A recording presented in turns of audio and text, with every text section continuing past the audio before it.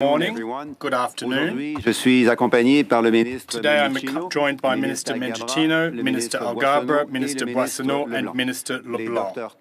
Doctors Tam and New are also joining us virtually.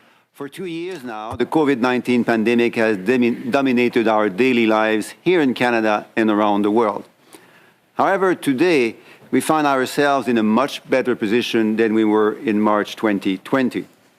We know a lot more about COVID-19. We have safe, effective vaccines and a highly vaccinated population. We have testing and surveillance tools that allow us to identify people who are infected and to track the trajectory of the virus. And we have new treatments that can help keep some patients from getting seriously ill. In addition, after 2 years of following individual public health measures, such as getting vaccinated, wearing masks, keeping our distance, and staying at home if sick, Canadians know what to do to keep themselves and each other safe. We see this playing out right now as jurisdictions across the country are adopting and adapting their public health measures and restrictions in alignment with their respective circumstances. As we know, recent data indicates we have passed the peak of the latest wave, driven by the Omicron variant. As provinces and territories adjust their public health measures, it is time to adjust our approach. This is possible because we have now multiple tools at our disposal to help us with this transition and to do it as safely as possible. These tools include a strong surveillance system, a highly vaccinated population, continued access to vaccines, access to therapeutics, both in and outside our hospital system, and increasing access to rapid tests. Today, I'm announcing that we are easing our border measures. These changes are possible, not only because we have passed the peak of Omicron, but because Canadians across the country have listened to the science and to experts, followed the public health measures, and taken steps to protect themselves, their families, and their communities. As of February 28, therefore, the following border measures will be in place. First, we will be returning to the random testing surveillance program for all vaccinated travelers that was in place before Omicron came in. This means that fully vaccinated travelers arriving to Canada from any country in the world will only need to take a PCR COVID-19 test if they are randomly selected. Further, and perhaps most importantly, fully vaccinated travelers who are selected under the mandatory randomized testing regime will no longer be required to quarantine while awaiting test results. Second, as a parent myself, I know that kids have been impacted severely in many ways in the last 2 years. And that's why I'm glad to announce that we are lifting restrictions for children less than 12 years old of age who are not yet fully vaccinated and traveling with fully vaccinated adults. This means they will no longer need to wait and self-isolate before attending school, daycare, or day camps. They will also no longer be subject to testing and other specific requirements. Unvaccinated travelers, however, will continue to be required to be tested on arrival on day 8 and quarantined for 14 days. Third, travelers will now have the option of using either a negative COVID-19 rapid antigen test or a molecular PCR test to meet pre-entry requirements. To be valid, the COVID-19 antigen test must be authorized by the country in which it was purchased and must be administered by a laboratory, healthcare entity, or telehealth service. Travelers who choose to present a valid negative rapid antigen test will have to take the test no more than 24 hours before their scheduled flight or arrival at the land border.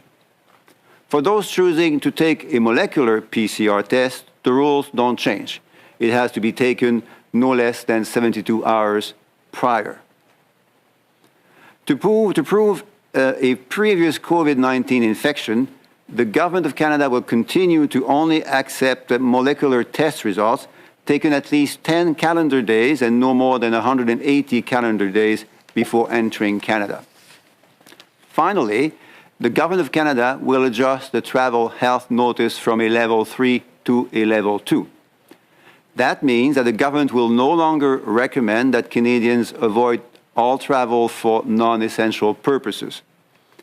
I want to underscore that Canadians should still exercise caution when traveling abroad. There is still the real risk of becoming sick or stranded while abroad and having to extend their trip or find themselves in need of medical assistance should they test positive for COVID-19 while traveling abroad. Travelers should also understand that there is a continued risk that border and travel measures in other countries, as well as in Canada, may change while they are abroad. The border measures I have just outlined are transitory measures, not permanent ones. We will be reassessing them in the following weeks and months. It's important to note that if the epidemiological situation continues to improve, if hospitalizations continue to diminish, and if Canadians continue to get their booster shots, further easing of travel restrictions could be considered in the coming weeks. This means that, again, if the situation warrants, the testing exemption for short trips under 72 hours, for instance, could be reinstated, and eventually further testing requirements could be dropped. Je vais maintenant répéter en français. I'll now repeat in French for my fellow Francophone citizens. Today, we are easing our border measures. These changes are possible not only because we made the right choices as Canadians, but also because we have overcome the peak of the Omicron virus, and we've followed public health measures and taken precautions to protect ourselves, our families, and our communities. As of the 28th of February, changes to the border measures will be the following. First, we are moving away from testing 100% of travellers coming from other countries than the USA.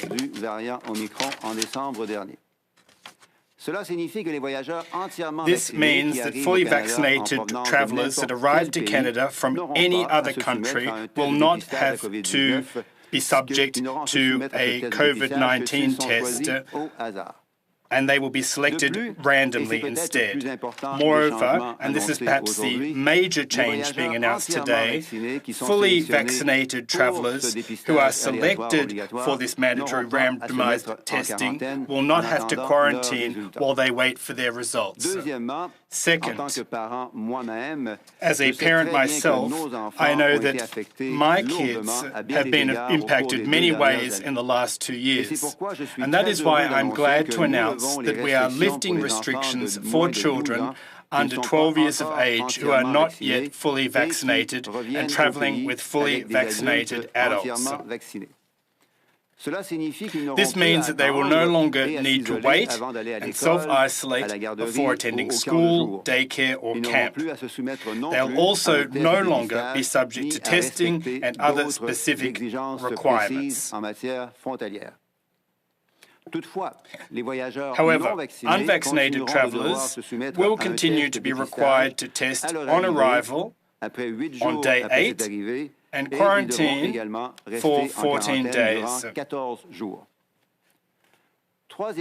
Third, travellers will now have the option of using a negative COVID-19 rapid antigen test or a molecular test to meet pre-entry requirements, the latter being a PCR test. To be valid, the COVID-19 antigen test must be authorised by the country in which it was purchased and must be administered by a laboratory, healthcare entity, or telehealth service. Travelers who choose to present a valid negative rapid antigen test will have to take the test no more than 1 calendar day before their scheduled flight or arrival at the land border. For those choosing to take a molecular test, the rules do not change. It has to be taken 72 hours prior. To prove a previous COVID-19 infection, the Government of Canada will continue to only accept molecular test results taken at least 10 calendar days and no more than 180 calendar days before entering Canada. Finally, and this is the last measure being announced today, the Government of Canada will adjust the travel health notice from a level 3 to a level 2. This means that the government will no longer recommend that Canadians avoid travel for non-essential purposes. I want to stress that Canadians should still exercise prudence when travelling abroad. There is still the real risk of becoming sick while abroad and having to extend your trip should you test positive for COVID-19 while abroad. Travelers should also understand that there is a continued risk that border and travel measures in other countries, as well as in Canada, may change while they are abroad. The border measures I have outlined just now are transitory measures. They are not permanent ones. We will be reassessing them in the following weeks and months. If the epidemiological situation permits and hospitalization levels continue to drop and Canadians continue in great numbers to get their booster shots, other easing may be considered. For example, if and only if the situation permits, the exemption for testing of trips for under 64 hours may be put back in place or relaxed, and then other easing may be considered and put in place. Canadians, I'm happy to announce these changes today, as I know many of us are looking forward to living with fewer restrictions. However, we must continue to exercise prudence. Let me be clear, our fight against the virus is not over. As we have seen over the last 2 years, COVID-19 does not follow a predictable path. It does not abide by any timelines. Canada needs to be prepared to face future waves, future variants, which may or may not be smaller than the current Omicron surge, depending on how the virus continues to evolve. Today's announcement is obviously very encouraging, but I will repeat it, all measures are subject to constant reevaluation. We will continue to adjust them according to science, prudence, and the evolution of the epidemiological situation. I would like to thank Canadians everywhere for doing their part, getting vaccinated, including boosters, and following public health advice from their local officials. Our actions are part of the reason we're able to transition to this phase of the pandemic, a phase where we are beginning to learn with the virus.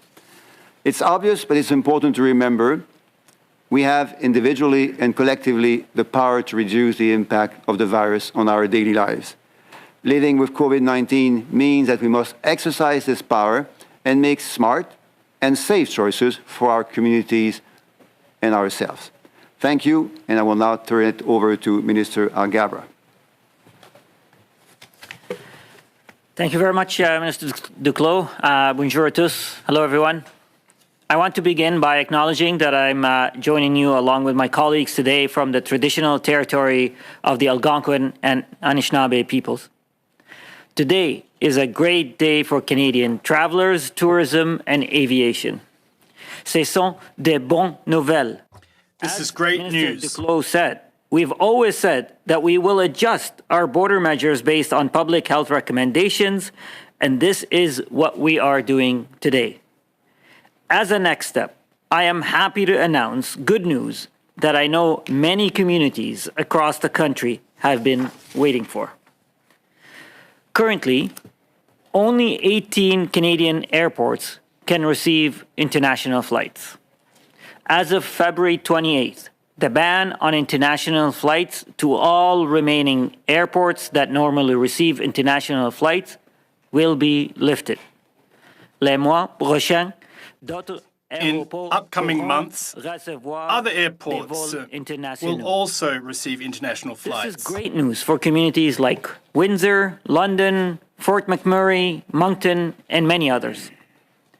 By receiving international flights, this will support local tourism, create good jobs, and grow our economy. These airports will work with Transport Canada, the Public Health Agency of Canada, and the Canada Border Services Agency to put in place measures to start safely accepting international flights in the coming weeks and months. I also want to take a moment to talk about cruises, since the season will start soon. I know how important the cruise season is to the tourism industry in many communities like Victoria and Quebec City. This is why I can assure you that we will have more to say very soon about how testing for cruise ship travelers arriving at Canadian ports will work in time for the cruise ship season this spring. In conclusion, I want to thank our airlines, airports, tourism operators, and workers for their tireless work over the past 2 years. Pilots, ground crews, cabin crew, air traffic controllers, and many others have kept travel safe, have kept goods moving, and have kept our economic recovery on track. Un grand merci. A big thank you. The measures we're announcing today are possible thanks to Canadians who have stepped up, rolled up their sleeves, and gotten vaccinated. Merci, thank you.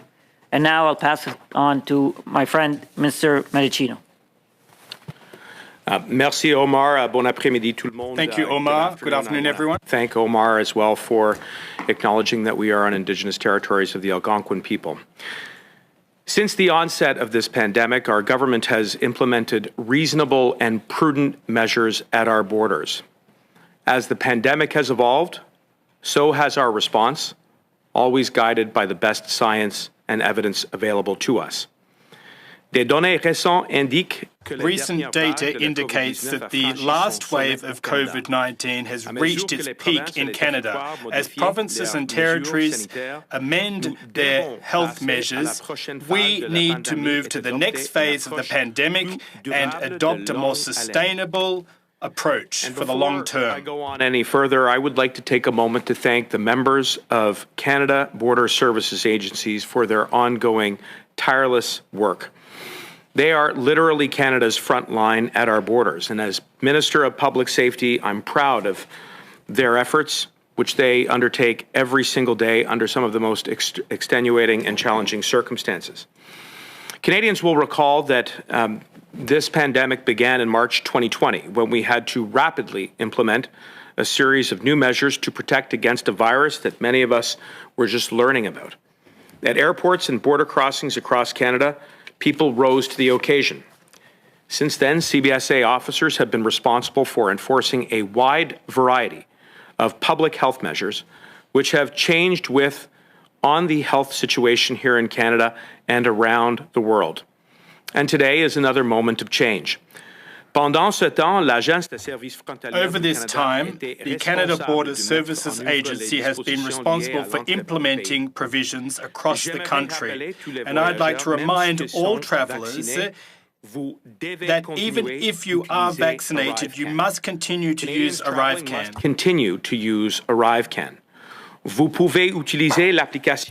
You can use the mobile application or the website to provide mandatory information in the 62 or 72 hours before your arrival to Canada. Today's announcement is possible thanks to three big things: Canada's world-leading vaccination rate, decreasing hospitalizations rates and effective tools like rapid tests, therapeutics, and treatments. But more than anything else, it's because of the ongoing sacrifices and collective effort that Canadians are making. And I want to thank all of them for the role that they are continuing to play in making today's announcement possible. Your efforts are helping to protect not only yourselves and your neighbors, you're helping us all get through this together. I'd like to thank Canadians for having gotten vaccinated and for respecting health measures. As we have all done since the beginning of the pandemic, as the government has done, we will change our measures based on science and the most recent data. Over this period, we have always based our decisions on current scientific data in order to put in place our border measures. My commitment to you is that we will never hesitate to do what is necessary to keep people safe. And before I turn it over to my colleague, Minister Boissonnault, I'd like to provide a few words by way of an update on the ongoing concrete actions that the federal government is taking to end the illegal blockades across the country. Following the declaration of the Emergencies Act yesterday, there has been significant progress made to secure our borders. In British Columbia, thanks to the RCMP, and following a series of arrests and seizures, we have now seen that the Pacific Highway border crossing in Surrey is reopened.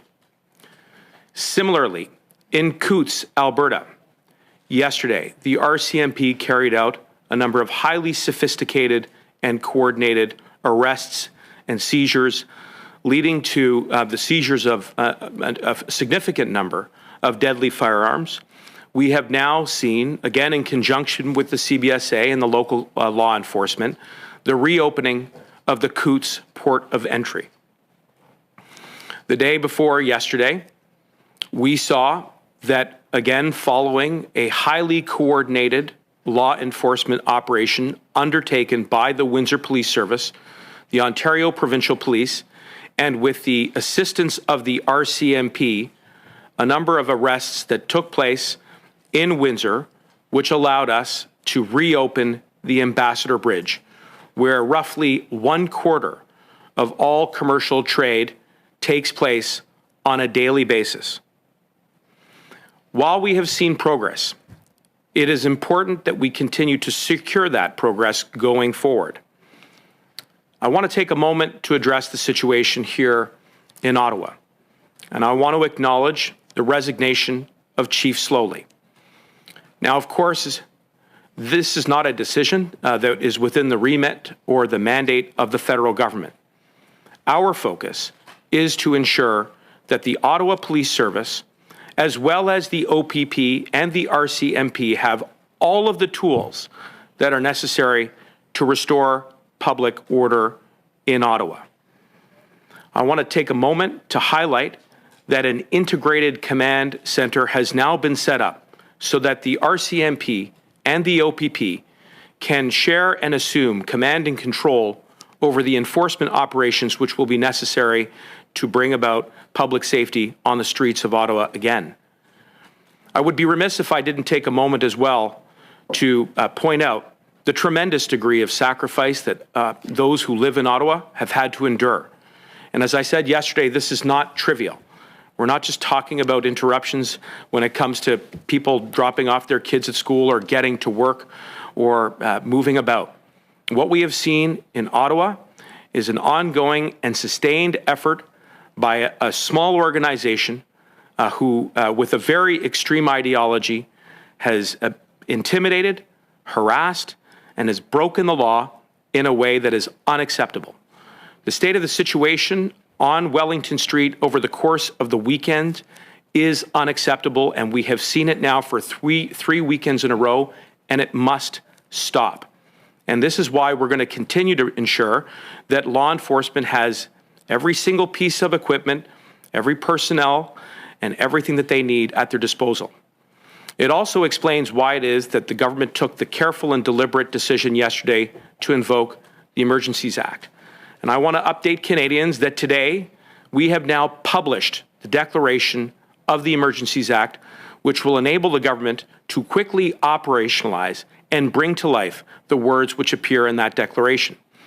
That includes declaring certain zones as being prohibited for assembly, where there may be a risk to the breach of peace, as we have seen here in Ottawa and elsewhere.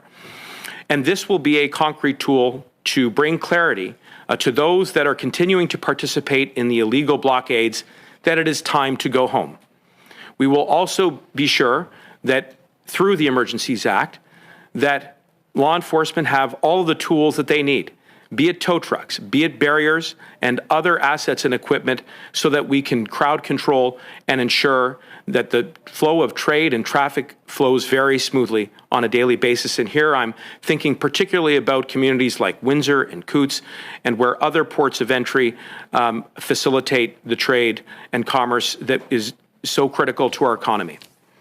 And finally, we are taking concrete steps to give banks and financial institutions the tools that they need to put a stop to the flow of any funds, proceeds through conventional currency or cryptocurrency that may aid and abet the illegal blockades.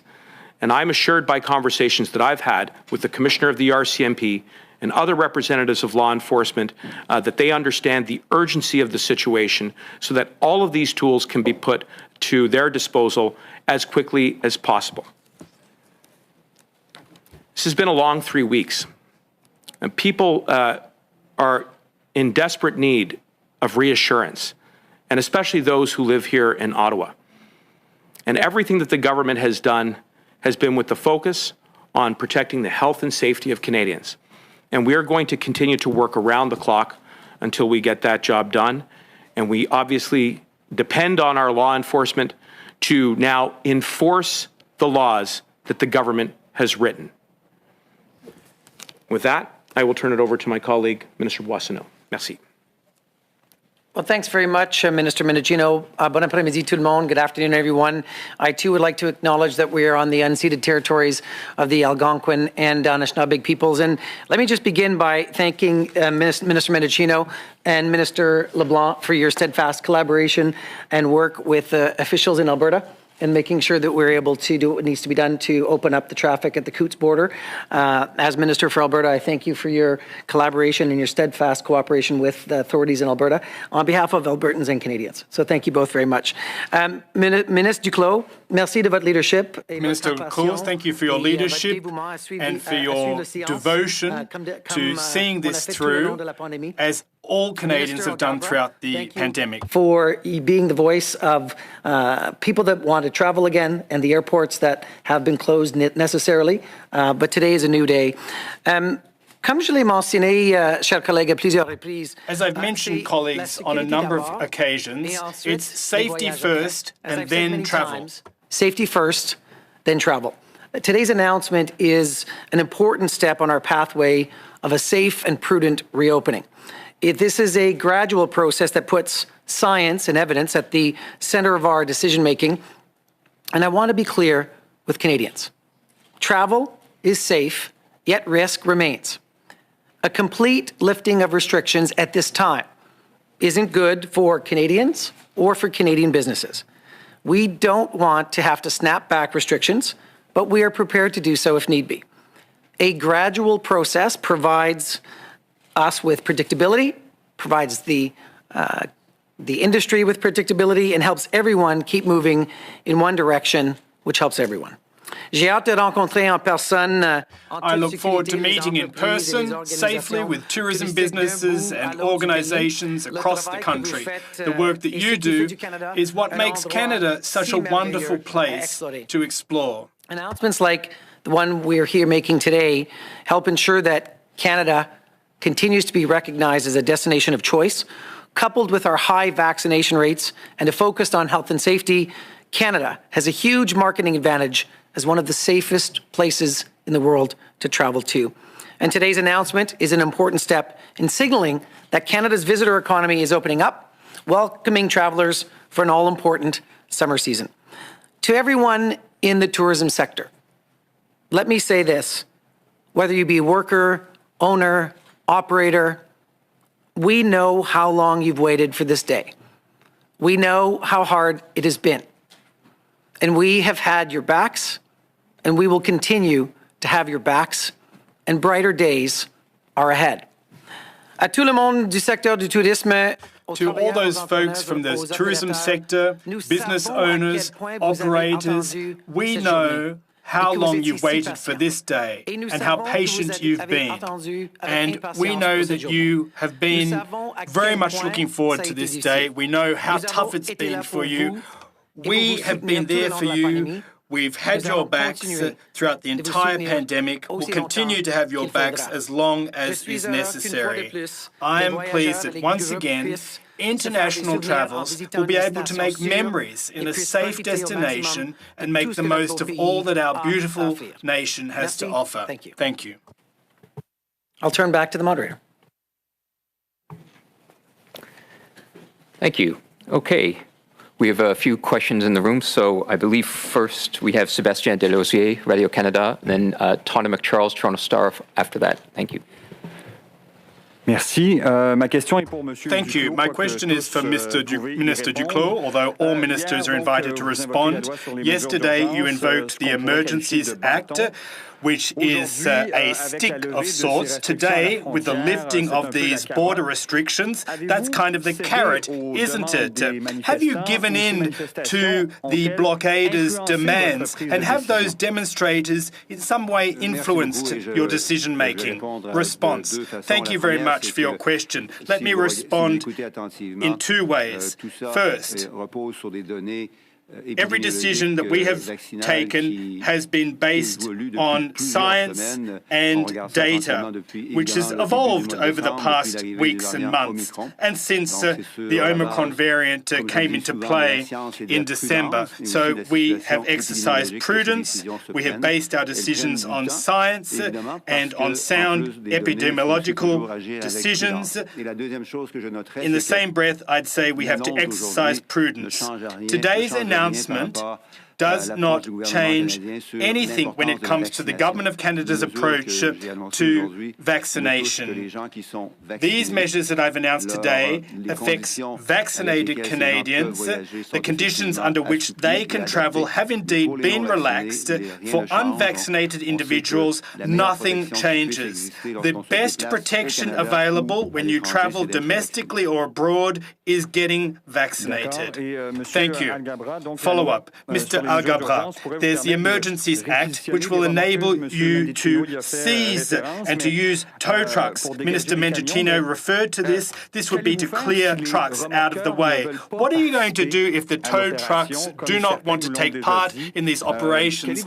Some have already announced that intention. What is your last resort in that respect? Thank you for the question.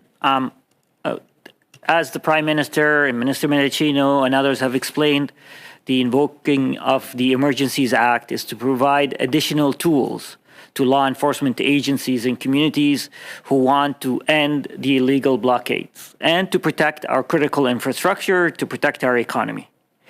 One of those tools is to ensure that tow truck operators are compelled to offer services to end these illegal blockades.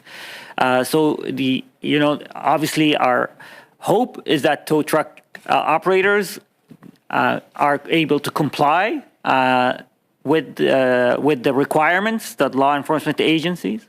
The good news is that so far we've cleared 3 blockades without having to utilize these measures. So that is ultimately our hope, but these are additional tools if needed, and we'll deal with the hypothetical scenario. If someone refuses the order, law enforcement agencies will enforce the law. Yeah. This question, I think, is for Mr. Mendicino. Minister, I didn't hear you thank the Ottawa Police Chief, and a lot of residents here are wondering who is in charge, and you've referenced OPP and RCMP now controlling the management of the situation. I'd like to know what's your expectation as to how they're going to manage the situation and end the blockade here, especially when there are already premiers and civil libertarians saying you have not met the threshold to trigger this act. Well, just first with regards to Chief Slowly, I acknowledge that this is an individual who has served many years on the front lines of the public service, has crashed through many barriers in rising to the position of being a chief of police, and I think that there is an important reflection there.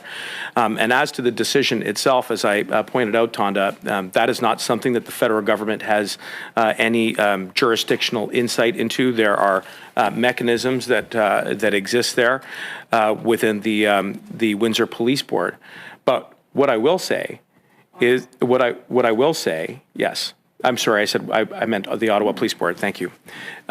What I will say is that the federal government is very much concerned with providing the space to have those tools, have the assets, have the personnel, so that enforcement actions can be undertaken as quickly as possible.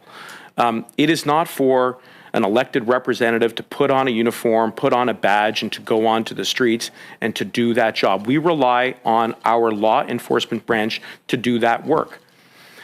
The invocation of the Emergencies Act is a tool. It's a new tool that we're using. It's never been used before in the country.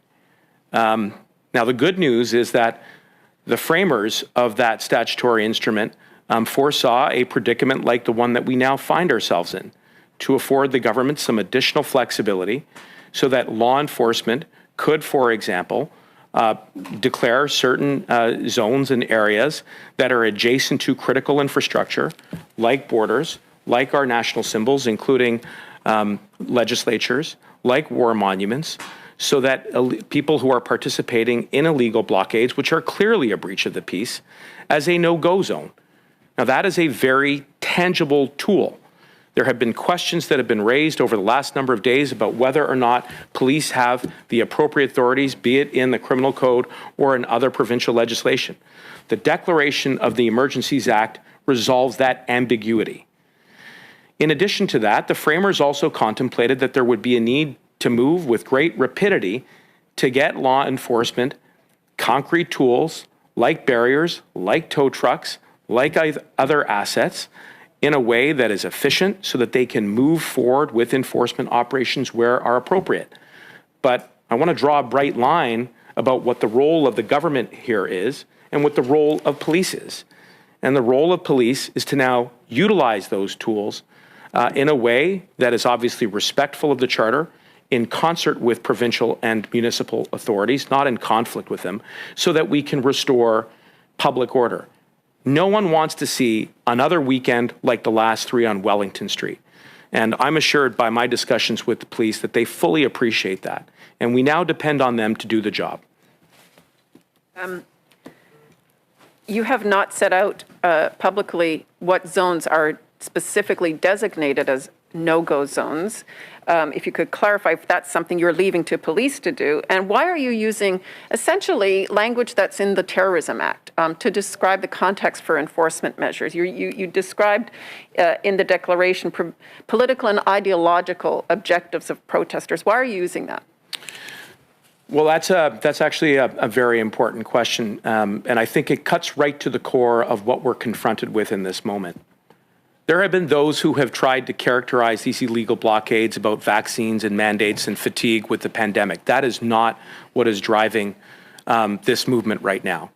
What is driving this movement is a very small, organized group that is driven by an ideology to overthrow the government through whatever means they may wish to use. And yesterday's arrests in Coots should be a cautionary tale about what it is that we are precisely dealing with here. The seizure of a significant number of illegal firearms by a group that is very committed to the cause is something that we need to be very sober about.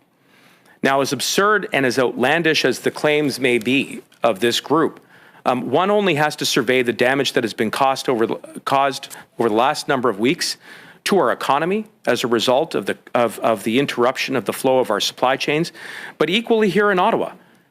Again, like, you can't overstate what people who live here in Ottawa have had to go through. People who live in Ottawa do not feel safe right now. They don't feel safe to leave their homes. They don't feel safe to walk their streets. They don't feel safe to drop off their kids. They don't feel safe to go to work.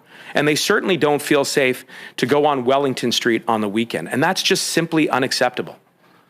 Now, the good news is that the Emergencies Act contemplated this kind of a moment, and we've now reached deep into the legislative toolbox, yes, carefully and deliberately, to give those additional resources to police so that they can act quickly, and that is certainly our hope that they do that. Just before we take the next question of programming, note the rules we have here, we split time between inside and outside. So after this question, I will have to give a block of time to people outside the room. Go ahead, thank you. Gray from CTV. My question's for Minister Mendicino. Yesterday, after the Prime Minister announced here at the press conference that the Emergency Act was brought into place, I went down to Wellington and I talked to a bunch of truckers. They said, hey, the Prime Minister just announced that you might lose your insurance, they could take your truck, they could freeze your bank account. Pretty much everyone laughed in my face, said, I don't care, I'm not going to change my mind, we're not going to move. Is it the government's position that there is an expectation that force will need to be used to remove at least some of the truckers who are on Wellington and the other streets in Ottawa? Short answer is we certainly hope not. And the invocation of the Emergencies Act and the declaration that follows with it sends a very powerful message and hopefully a deterrent to rational and fair-minded individuals who may think that they're just participating in a peaceful protest, but are actually now commingled with something that is much more nefarious. And, for those that, are seeking confrontation and or violence, we rely on our law enforcement to use their best judgment on how to resolve that conflict. Of course, we want the illegal blockades to be resolved peacefully. I mean, that is obviously the first preference here.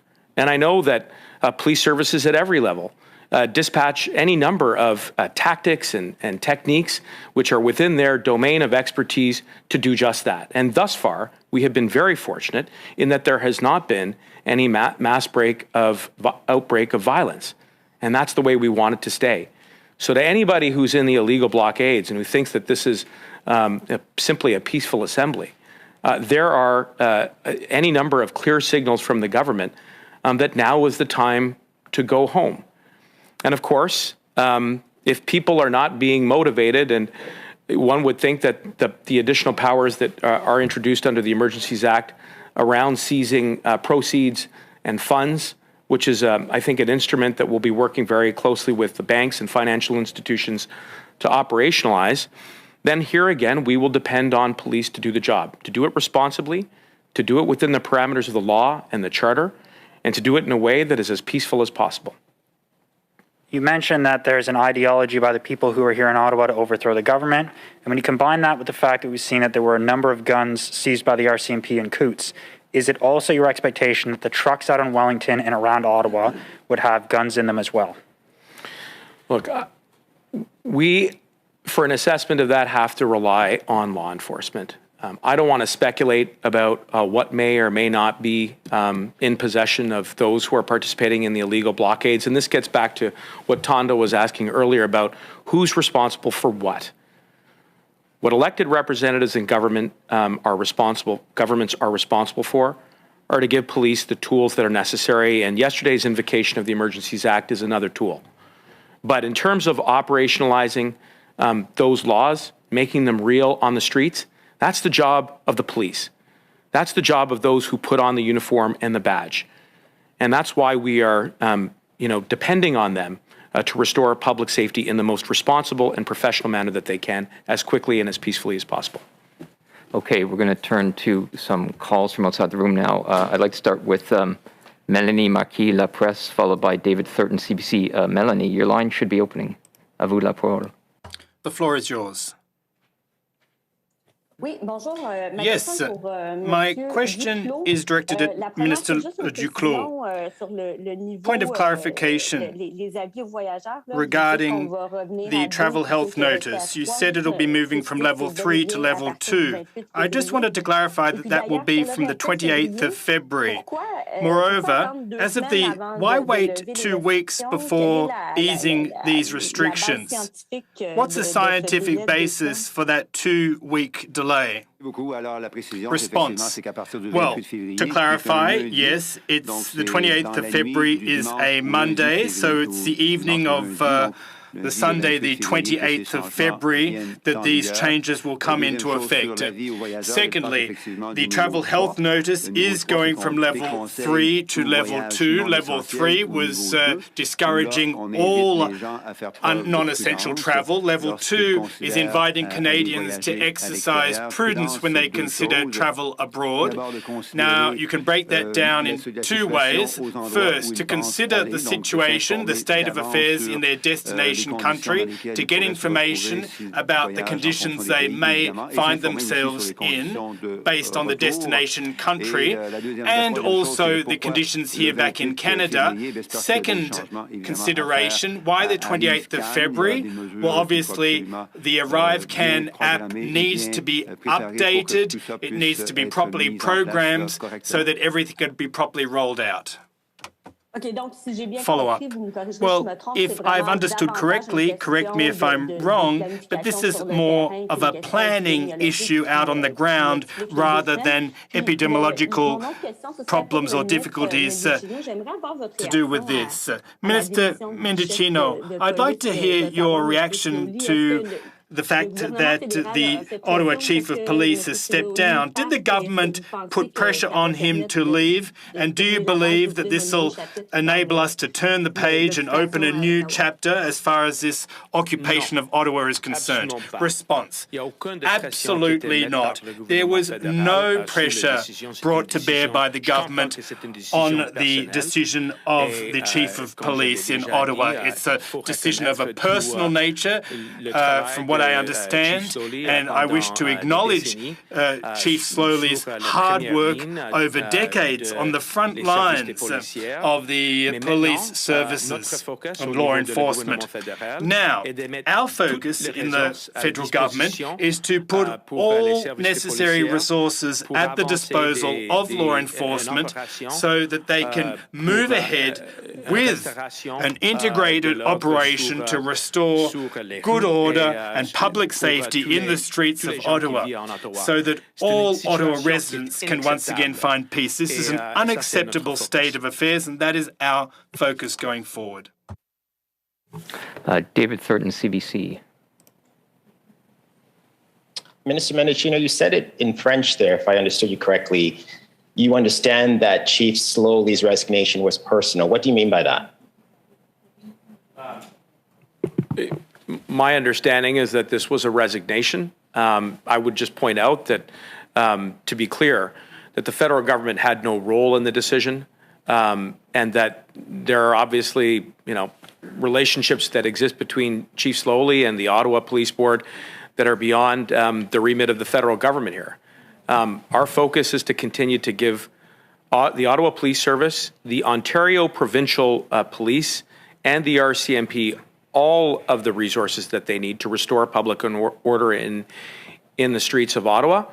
And certainly the integrated central command unit, which has now been set up, does allow for those tools to be used in a very focused manner. And I also said in French that the situation here in Ottawa has been acceptable for quite some time, and it's our hope that public order will be restored as quickly as possible. Okay, but the chief of police force in the capital city just resigned. And you could forgive people not only in Ottawa, but in the country who feel like no one's leading the ship here. So it doesn't really matter which jurisdictional level of government is speaking here. I think people just want clarity, assurance. Can you tell us, as much as you know, what you know about the reason Slowly resigned? You said it's for personal reasons. I think you need to say something more than that. No, I just want to be clear. The decision was taken by Chief Slowly, completely independent from the federal government. And, obviously those are questions that will be put to Chief Slowly. Our focus is to provide tools and resources to the police so that they can do the job of restoring public safety. And that is our focus. And yesterday's declaration of the Emergencies Act, which was an unprecedented moment in our country's history, was another way in which we could make available to the disposal of the Ottawa Police Service, the OPP, and the RCMP all of the things that they need, be it the ability to declare certain zones as being prohibited from public assembly, the ability to commandeer assets like tow trucks, like barriers, be it the ability to dispatch RCMP officers to quickly enforce municipal and provincial legislation, and yes, as well, empowering banks and financial institutions to put a stop to the flow of proceeds that could advance the illegal blockades as quickly as possible, all of which, of course, being within the parameters of the law and the Charter. And we'll continue to do what we can to give police those tools. But we trust them to restore public safety. I mean, to your point, yes, you're right. People don't want to hear about jurisdiction. They're not interested in the nuances. What I think people in Ottawa expect and have every right to see happen is that public order will be restored as soon as possible. Okay, let's turn now to Marika Walsh and then Bourse pour Le Devoir. Marika. Hi there. Thanks very much for taking our questions. Minister Mendicino, my questions are also for you. First, on your comments that I believe you said something along the lines of nobody wants to see a repeat of the last 3 weeks and the police appreciate that. So what guarantees can you give Ottawa residents that things will change? How quickly will they change? And how are you able to ensure that there is not a repeat, given that it's Tuesday, we've lost today, there's no police chief, and there's a long weekend coming up, and we know more protesters will come? Well, I think that's a very fair question. And all I can assure you and to everybody who's watching is that we have conveyed the concerns of the community here in Ottawa. And we've done it in a way that is honest and direct. We have expressed the degree of anxiety, the concerns, and these are not just images on social media. I know there's a lot of traffic over the course of the last 3 weeks. We're talking about people's lives. And so our job in government is to ensure that law enforcement understands and appreciates exactly what the community is feeling. The conversations that we've had, particularly with my colleagues who work in our government, Minister Fortier and MP Nakfi, have been extremely vocal, as has been all of the MPs who are members of the NCR caucus. I want to be clear, not only in Ottawa, but also in the Gatineau region. And our job is to make sure that police understand that anxiety. And from the exchanges that I've had with the commissioner, I believe that the RCMP understand it. And I know that they're working day and night to be sure that there is an operation that will be put into effect to restore public order. It isn't easy. The illegal blockade has now become entrenched in the downtown core over the last 3 weeks. You see trucks on Wellington Street. You see other structures. You see fireworks going off. You see barriers that have been toppled. I mean, there's a lot of work that needs to be done. But the point that I would just make is that, from my conversations with law enforcement at the federal level, that they understand that challenge and are going to work day and night to make sure that there isn't a repeat. Thank you for that response. And going to another comment that I've heard repeatedly from yourself and your colleagues, the government keeps pointing to the situation in Coutts as a justification or one of the justifications for the Emergencies Act being invoked. But the police were able to deal with circumstances in Coutts without the Emergencies Act. So why is it that we need the Emergencies Act if police in Windsor and in Alberta were able to do their job and to enforce public order and bring an end to these blockades without the act in place? Well, first, I want to acknowledge the exceptional work of the RCMP, not only in Coutts, but in British Columbia and in Surrey, as well as in Windsor, to restore public order and remove those illegal blockades so that we can get trade moving again. I mean, the devastation that was caused as a result of the obstructions to those who are participating in the illegal blockades is very deep, and it needs to be turned around. But As I explained yesterday, we can't take for granted the gains that have been made by law enforcement using existing authorities. And one of the rationales for invoking the Emergencies Act is so that we can put into effect additional tools to prevent another illegal blockade from occurring. And here I'm thinking about, Windsor in particular, and making sure that the Ambassador Bridge remains open, putting our hands on the additional barriers and tow trucks that are needed to keep flow moving as much as possible. So, yes, you're right. There have been a number of arrests and seizures that have been made with pre-existing authorities, but we don't want it to occur again. And that's why the measures which we have introduced under the Emergencies Act, which are temporary, they're targeted, they're geographically specific, and they are intended to operate in concert with pre-existing provincial authorities, including where the RCMP are the police of jurisdiction, is a way in which we think we can hold on to the gains that we have made and keep the borders and the bridges open and our national symbols safe. Nous avons pour Le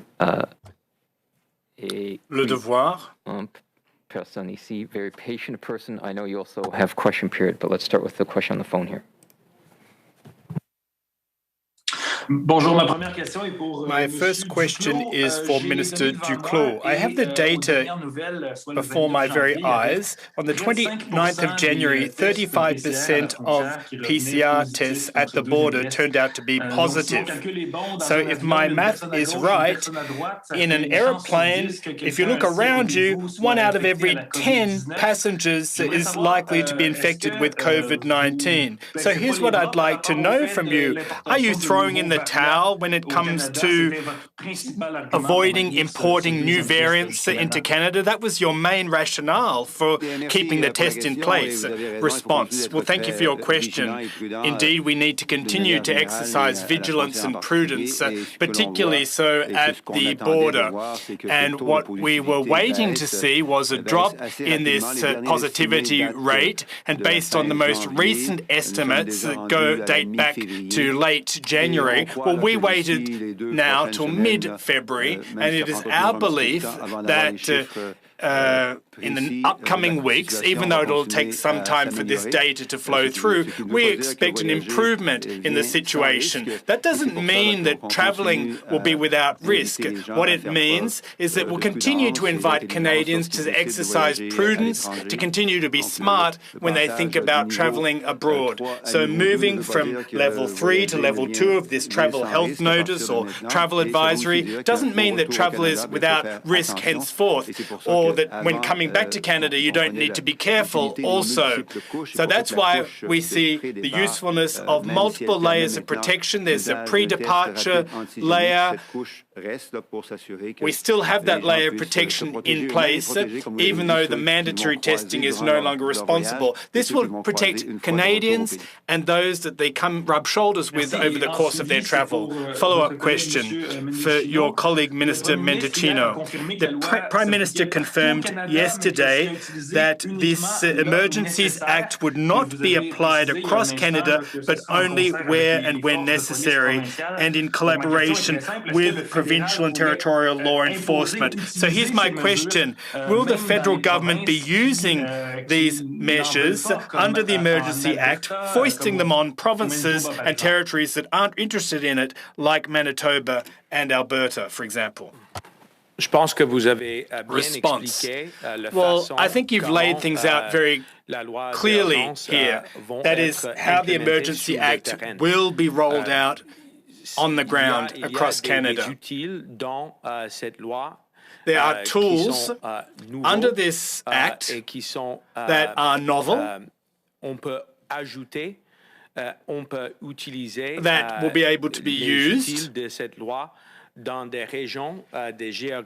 across very specific geographical regions.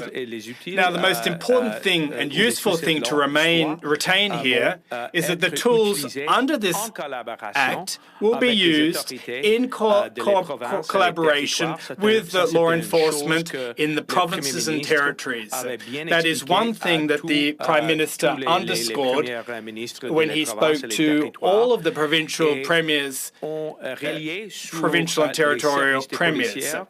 This will be done in cooperation with the law enforcement, with their federal, provincial, territorial and municipal counterparts. Ministers, thank you. Merci. I know you have to get to question period. I'd also observe there's one reporter here who might be able to squeeze something in, but I realize you have to walk through the trucks across the street to QP. So thank you very much for your time. Merci. Miigwech.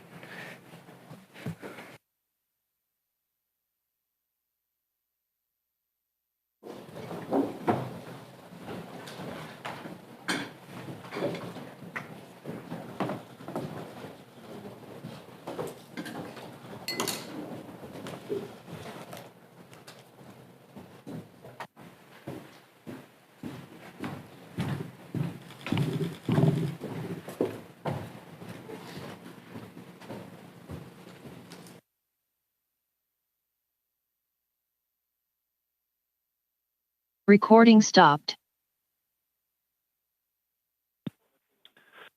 Thank you. The conference is now ended. Please.